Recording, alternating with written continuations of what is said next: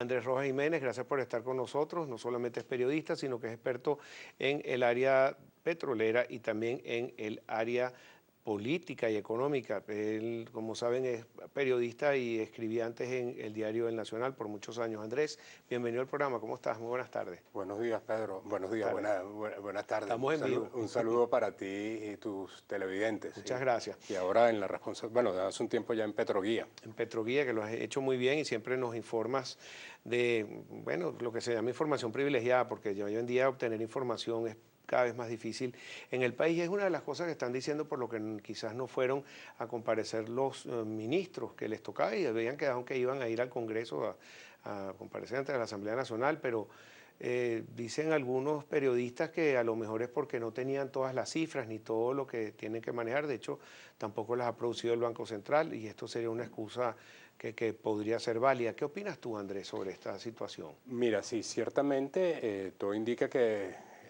hubo bastante presión por parte del Ejecutivo Nacional para intentar que esta sesión se diera a puerta cerrada. No se logró y las razones apuntan justamente a que las cifras no están completas. Es decir, si el diputado Héctor Rodríguez, jefe de la fracción parlamentaria, el grupo parlamentario del PSV, señalaba que dieron todas las cifras. Eso es falso. Dieron solamente y parcialmente hasta el tercer trimestre del año 2015. O sea, el Banco Central todavía tiene pendiente por dar la inflación al cierre del año 2015.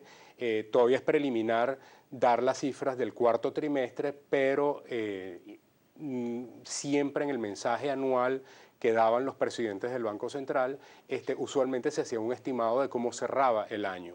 Eso no se hizo el año pasado y hay muchas preguntas al respecto. Y sobre todo, si estamos hablando del sector petrolero, obviamente hay preguntas que iban a surgir. Fíjate que el presidente de la República, en el momento que instaló la Comisión para la Economía Productiva, le pedía al ministro del Pino que hay que bajar los costos de producción de PDVSA. Quiere decir que esa es una pregunta fundamental para saber qué es lo que hay allí.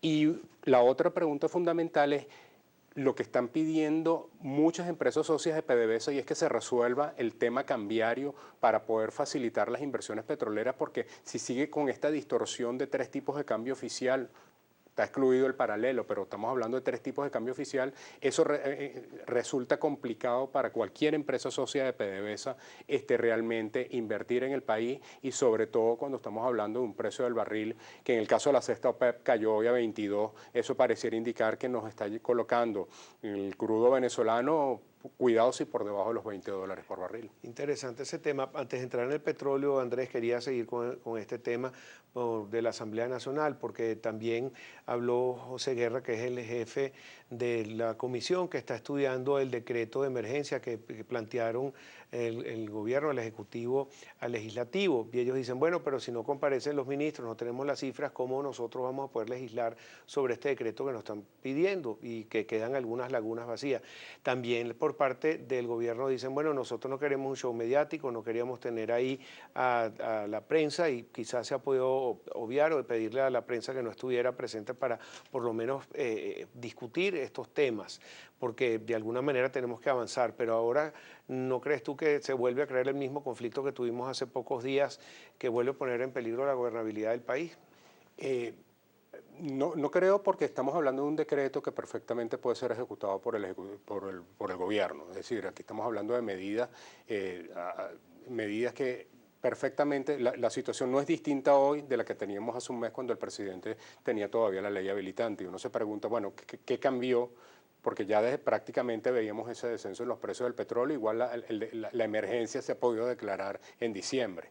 Es decir, la situación no ha cambiado y cuando uno se pone a ver en lo que tiene que ver con medidas, por ejemplo, la Asamblea Nacional no aprueba las políticas cambiarias. Eso se toma como una decisión conjunta entre el Ejecutivo Nacional de manera coordinada con el Banco Central, desde ese punto de vista. Quizás lo único que uno pudiera apuntar es que se hiciera alguna modificación en leyes tributarias, en la ley del impuesto sobre la renta, ley del IVA, y fíjate que ya el año pasado con la habilitante se hicieron algunas modificaciones tributarias porque no se avanzó mucho más allá. Es decir, incluso se reeditó una especie de versión del impuesto a las transacciones financieras. Es decir, ya habían una serie de medidas. O sea, eso es lo que hace asumir que el decreto lo que buscaba tenía un fin netamente político de hacer a la Asamblea Nacional corresponsable de las medidas que allí se adopten. Y como bien decía esta mañana en una declaración que hizo el diputado José Guerra, hay algunos artículos que ya a uno como simple lector le asustan. Por ejemplo, hay uno donde se habla de unas ciertas restricciones desde el punto de vista cambiario y no ha quedado claro si eso lo que busca con eso es establecer o no una especie de corralito, digamos, para limitar la cantidad de monedas, de bolívares que uno pueda disponer en un momento dado. Sí, ese corralito a lo que se refiere, no el corralito como tú Argentina, que no podían disponer de los dólares para sacarlos, pero que hay un control de cambio. El corralito, como bien tú dices, es que te limitan la circulación de dinero. Entonces, es que ya tenemos un corralito, vamos a estar claros. Desde el año 2003 el control de cambio es un corralito. Es decir, nosotros no tenemos la libertad que tienen otros países, incluidos los socios de Venezuela en el ALBA, como Ecuador, Bolivia, de tener libertad cambiaria e incluso, por ejemplo, con Nicaragua, que tú vas a un cajero y puedes disponer entre Córdoba y dólares. Aquí, desde el año 2003, tenemos un control de cambio. Ya eso es un corral. Ahora, el corralito, en el sentido que se ha venido discutiendo, es restringir la cantidad de dinero que uno pueda movilizar. Que uno pueda movilizar en un momento dado, porque eso se ha prestado, digamos, para presionar al que ahora, a la hora, hablaba nuevamente innombrable, como Claro. estuvo hace tiempo. Claro, pero te pregunto algo, porque no especifican cuántos van a ser los montos. ¿Qué pasa si nos limitan? No especifica ni tampoco queda claro a qué se refiere ese artículo. Y justamente esa era una de las preguntas, de acuerdo a lo que señalaba el presidente de esa comisión, el diputado José Guerra, que tiene que estar en el tapete. Y esa es una pregunta que no solamente se la hace el diputado José Guerra, es una pregunta que se la hacen todos los venezolanos. Es decir, Claro. vamos a tener libertad de poder hacer uso incluso de nuestros bolívares. Por ejemplo, vas a comprar un carro usado. Si tienes limitado a 5.000 bolívares diarios, no lo vas a poder comprar. Dígame una empresa que necesita fondos mucho más grandes para poder comprar materia prima. Yo, por ejemplo, ayer se me accidentó el carro, tuve que pagar 10.000 bolívares por el carro y hay que ver lo que implicó tener que disponer de 10.000 bolívares, porque entre otras razones el billete mayor de denominación en este país es... ¿Tuviste que pagar en efectivo? No, por suerte llegamos a un acuerdo, el gruero y yo, y aceptó la transferencia. ¿Pero cómo lo hiciste? ¿Cheque o...? No, porque yo no uso cheque, yo literalmente no estoy usando cheque, pero tuve que hacer una transferencia bancaria y con todas y justo más o menos como a esta hora, y todas unas complicaciones que tiene, porque a veces se cae el internet, porque también tenemos fallas desde el punto de vista tecnológico. Otro de los puntos que han planteado que realmente les preocupa, ayer estuvo el presidente con Industria, que en el programa, Juan Pablo Alarqueaga, dice, bueno, si uno de los temas del decreto es que pueden exonerar libremente y todas las compañías que en este momento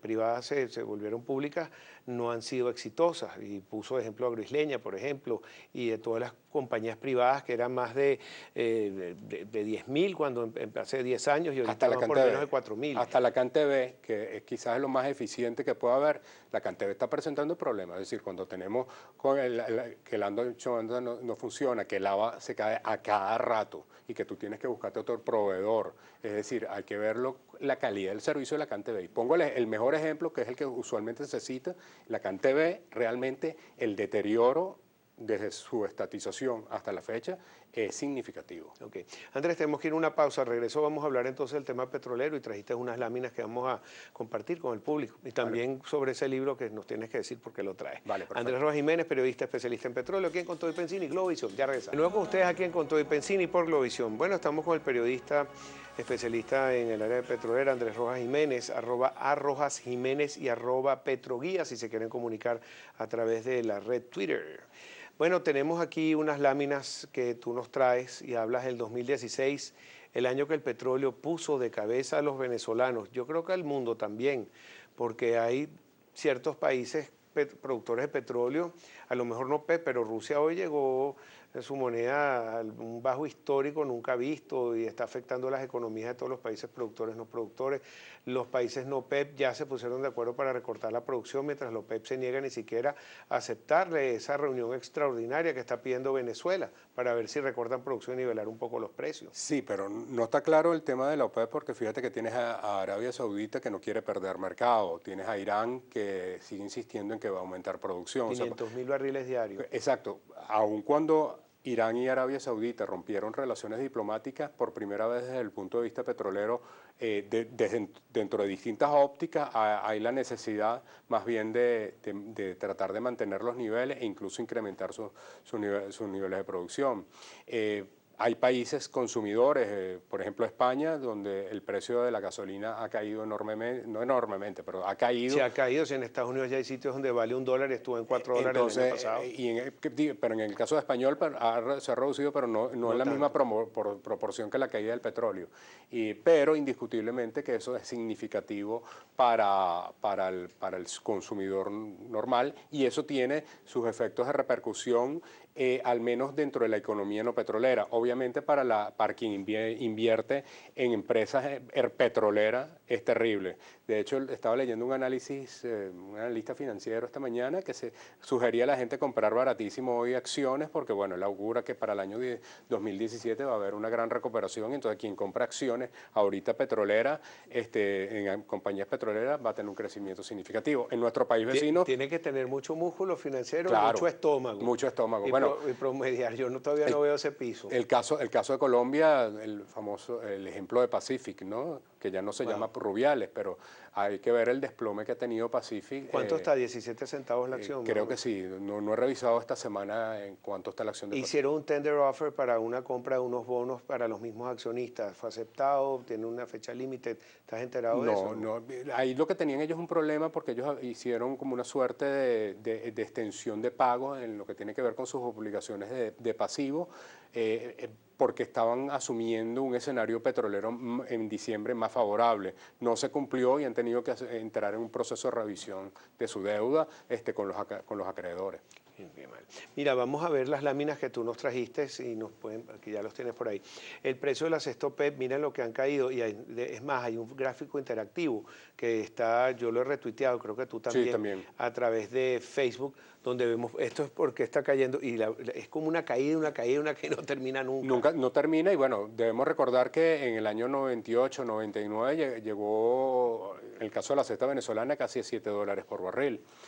Aquí estamos hablando desde que la OPEP tuvo su reunión a principios de diciembre hasta ahorita, es decir, hace mes y medio, estamos hablando de una caída de más de $15. En el caso de la cesta OPEP, que es la lámina que tenemos aquí de Petroguía, estamos hablando de $9 para efectos de solamente en el año 2016. Okay. El caso de el promedio anual de la cesta OPEP, estamos hablando de niveles que no se veían desde hace más de 13 años, estamos hablando de $22 por barril, hasta hoy, eso puede cambiar. Y fíjate que este gráfico de Reuters nos está hablando de distintos crudos. En el caso de un crudo de referencia, crudo liviano, que es un crudo, el Tijuana, estábamos hablando de niveles que ya están por debajo de los $20 por barril. Es decir, la cesta venezolana, que la vamos a conocer mañana, es un promedio entre distintos crudos venezolanos, livianos, medianos, pesados, pero también se le añaden combustibles. Entonces, por eso que a veces la cesta venezolana resulta como una suerte de artificio matemático que no revela puntualmente cómo está cada producto. Claro. Aquí tienes una comparación de todos, del West Texas, el Brent, OPEP, Arabia Saudita. Fíjate, pero el West Texas es el que está más caro, estaba inclusive más caro que el Brent. Acuérdate, esto fue hasta hace unos días, hasta enero 15, eso ya ha caído, ¿no? Pero sí, en ese momento, fíjate, lo que queremos aquí resaltar es la diferencia, que estamos hablando de más de $10 entre lo que tiene que ver con un crudo de referencia en Venezuela, como es el Tijuana, y los crudos de referencia internacional, como es el WTI o el Brent. Ok, también está la producción venezolana. Aquí hay un punto donde yo creo que es fundamental que lo aclare el ministro de Petróleo y Minería, Eulogio del Pino, y que a su vez es presidente de PDVSA. Porque si uno ve las cifras que PDVSA le ha entregado a la OPEP, y estamos hablando de cifras oficiales, estamos hablando que de una caída de 163.000 barriles diarios cuando comparamos diciembre de 2014, diciembre de 2015. Aquí es un punto fundamental. Tú me preguntabas anteriormente el caso de Arabia Saudita e Irán. En casi la mayoría de los miembros de la OPEP, con la excepción de Libia, por su propia conflictividad, hay un esfuerzo de aumentar producción para no perder mercado. Ese no es el caso de Venezuela. Pero creo que la última vez que tú viniste hablaste de que sí estaba haciendo un esfuerzo por aumentar la producción. Se estaba hablando de un esfuerzo, pero no conocíamos cifras de lo que te decían, de lo que te reportaban algunos indicadores, por ejemplo, un esfuerzo en aumentar las exportaciones, lo que te decían algunos analistas. Pero es que la distorsión cambiaria ha sido tan grave, Pedro, que es uno de los puntos fundamentales que piden, que mientras no se resuelva el tema de la distorsión cambiaria y con un precio de la cesta tan bajo, la situación va a ser complicada para recuperar la producción. Y por eso era que es importante conocer la cifra, porque hasta ahora es el reporte de la OPEP lo que conocemos. Entonces estamos hablando de diciembre de 2014 a diciembre de 2015. Es decir, insisto, una caída de 163.000 barriles, mientras que tú ves las cifras. En Petroguía nos hemos dado la tarea, y los invito a revisar el portal, que ha hecho Irán, que ha hecho Arabia Saudita, que ha hecho Ecuador, que ha hecho cada uno de los miembros de la organización, y vemos que hay un esfuerzo por aumentar producción. No es el caso de Venezuela. Okay, también la producción. Aquí esta comparación la estamos haciendo 2012-2015, es decir, el tiempo que lleva el presidente Maduro al frente del gobierno, y estamos hablando de cifras comparativas desde el punto de vista anual, y estamos viendo que en promedio anual hay una caída de 149.000 barriles en 3 años, es decir, no hay un esfuerzo de incrementar la producción, todo lo contrario, y eso es lo preocupante, y estas cifras se confirman, que es lo que vamos a ver más adelante, con lo que acaba de reportar el Banco Central de Venezuela. Fíjate, estamos hablando exclusivamente del PIB petrolero en los 3 años que lleva, hasta el tercer trimestre del año pasado,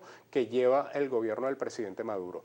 Durante el primer año estamos viendo que hubo un ligero incremento en el PIB petrolero. Pero fíjate el desplome que tuvo el PIB petrolero en los 4 trimestres del año 2014 con cifras del Banco Central de Venezuela. En el año 2015 hubo un ligero incremento en el primer trimestre, pero después el segundo, el tercero, y la información que tenemos es que el 4º trimestre también hubo una caída, es que es un saldo rojo, y eso básicamente es una caída en la producción. Y estas sí son todas cifras que provienen del Banco Central de Venezuela. Sí, y recordemos que el Banco Central de Venezuela, para poder calcular el PIB petrolero, recibe la información de Petróleos de Venezuela. Okay. Y esto también está respaldado por Petroguía, quien es el que está haciendo todo esto. Sí, nosotros estamos haciendo a partir de las cifras que informó el viernes de la semana pasada el Banco Central de Venezuela, hemos venido sacando, por ejemplo, sacamos uno referido a cómo se han comportado los ingresos desde el punto de vista petrolero de las exportaciones. Ok, aquí tenemos la gráfica de producción. La gráfica, fíjate el comportamiento en lo que ha sido dentro del periodo que se conoce como la Revolución Bolivariana, lo que ha sido los altos y los bajos durante la gestión del presidente Chávez y después en los 3 años que lleva el presidente Maduro. Okay. Es decir, que ese esfuerzo que sí se trató de hacer no se ha logrado, y tú crees que es por ese diferencial cambiario donde petroleras internacionales no les conviene, por ejemplo, pagar un restaurante a 6.30 o a 12. Exacto, el tema yo creo que te lo citaba la última vez que estuve yo aquí, el caso de unos gastos de una ambulancia que para una empresa socia, cuando tú lo sacas a 6.30 te puede salir la ambulancia más costosa del mundo, porque no hay claridad a la hora de establecer los mecanismos, y que así en cualquiera de los tipos de cambio, por lo menos 6.30 o 13 o 12, resulta altamente costoso. CIMADI a 200 es para algunos gastos, no son todos. Entonces, y luego el hecho de que tengas que operar con 3 tipos de cambio genera enormes distorsiones a la hora de contabilizar eso. Ok, tenemos un minuto para ir a una pausa. Fíjate que aquí sí ha habido un esfuerzo grande donde hay coincidencia entre las cifras que conocemos de PDVSA y lo que dice el Departamento de Energía de Estados Unidos. Hay la necesidad de obtener efectivo, y se han hecho un esfuerzo por evitar que las exportaciones hacia Estados Unidos se coloquen por debajo de los 800.000 barriles.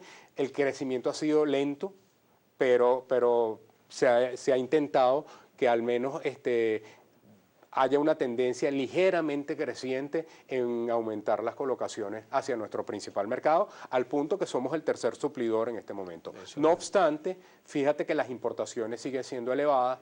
Al cierre de octubre, que es la cifra más reciente que reporta el Departamento de Energía, estamos hablando que Venezuela está importando 70.000 barriles diarios de combustible. Okay. Y una parte de eso puede ser aproximadamente unos 20.000 barriles, es gasolina. Okay. Mira, al regreso vamos a hablar sobre esta lámina, nos quedamos aquí, y hablar también sobre la posibilidad del aumento de precio de la gasolina, cuántos son los estimados que tienen ustedes, y la preocupación, que lo dijeron en la Asamblea Nacional, algunas de las personas en la comparecencia ayer, qué se va a hacer con esos fondos y si nos va a ayudar en toda esta situación. Y el famoso libro. El famoso libro. Tenemos Andrés Rojas Jiménez aquí en Con Todo y Pensini por Globovisión, no se aparte de nuestra sintonía. Usted aquí en Con Todo y Pensini por Globovisión, aquí conversando con nuestro amigo Andrés Rojas Jiménez y hablando también del tema petrolero que tan preocupado nos tiene a los venezolanos y al mundo también. Aquí tenemos la lámina que nos quedamos sobre esta importación de barriles diarios 70.000 de combustible que importó Venezuela de Estados Unidos en octubre. ¿Tú no crees, Andrés, que puede llegar el momento donde baje tanto el precio del petróleo que no vaya a ser necesario subir el precio de la gasolina, que tengamos una gasolina igual de barata que la tenemos? No creo que tanto, porque el rezago es terrible. Si estamos hablando de 17 años que no se corrige el precio con toda la distorsión. Ahí lo que pasa es que el gobierno tiene que tener como una claridad de cuándo sería ese precio y tendrá que buscar un mecanismo para evitar que el rezago siga ocurriendo. Es decir, mecanismos de compensación de cómo cubrir los costos de producción, porque si simplemente nos remitimos a un incremento en bolívares para resolver este momento, si el bolívar sigue devaluando, si continúa devaluando, ya ni sencillamente el rezago lo vamos a volver a ver en pocos meses. Entonces tiene que haber un mecanismo que en cierta manera cubra los costos, al menos que cubra los costos de producción de PDVSA. Y esa sustitución del precio de la gasolina por importar gasolina, ¿a dónde irían esos fondos? Pues una pregunta que ha hecho mucha gente. Mira, el punto es que si estamos hablando de que PDVSA pierde, entonces ¿cómo vamos a hablar de que esos fondos se van a utilizar para algo? O sea, esos fondos se tienen que utilizar para cubrir las pérdidas de PDVSA y que PDVSA atienda su plan de inversión. Y si estamos hablando de que se tiene que acabar la economía rentista, pues entonces mal hacemos diciendo que PDVSA se utilice eso. Es decir, parto de lo que dijo el vicepresidente Aristóbulo Usturiz, que se tiene que acabar el modelo rentista. Entonces, parte de acabar el modelo rentista implica que no sigamos pensando en que PDVSA va a solventar todos los males del país. Mira, Jurate Rosales escribió ayer en El Nuevo País un editorial, ella escribe en Z, pero esto es especial, sobre el fin de la era del petróleo y habla quizás del fin de PDVSA. Ella lo que hace es un recuento de los países y son los costos de producción de cada país. Dice que Venezuela, el costo de producción estaría alrededor de $20. Si las proyecciones, gracias a esa introducción del petróleo iraní de 500.000 barriles, si las proyecciones son de $10, Venezuela ¿cómo puede seguir produciendo? ¿Tú ves algún tipo de cambio en el mundo petrolero en general? Porque no todos los países tienen costos de producción de $20. Estamos hablando que en el último reporte de 2014 de PDVSA estaba por el orden de los $18 por barril.